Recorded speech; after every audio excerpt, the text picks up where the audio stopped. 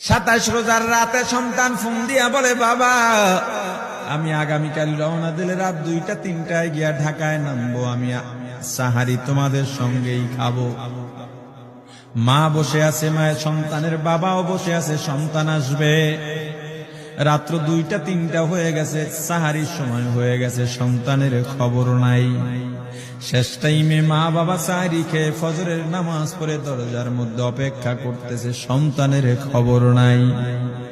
8টা, 9টা, 10টা বেজে গেছে, মায়ের মনটার ভালো লাগে না। স্বামীকে ডেকে বলে, স্বামীরে আমার সন্তান কই, আমার মনটা ভালো লাগে না, একটা ফোন লাগাও।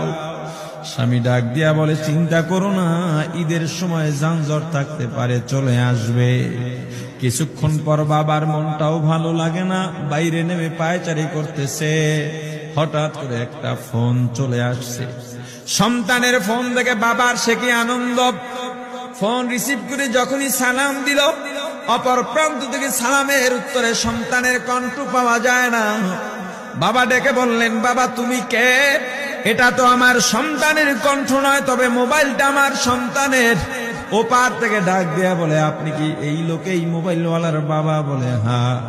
আপনি এখনো বাড়িতে কি করেন? আপনার যেই সন্তান ঢাকা থেকে গাড়ি নিয়া 2500-এর দিকে রওনা দিয়েছিল, ওই গাড়িটা 2500 পৌঁছতে পারে নাই। পথিমধ্যে সংঘর্ষে রাস্তার মধ্যেই অনেকগুলো মানুষ মারা গেছে, অনেক যুবকও তার মধ্যে আছে, রাস্তার পাশে সাদা কাপড় দিয়া ঢাকা।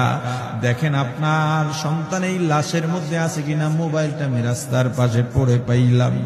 বাবা পাগলের মতো এক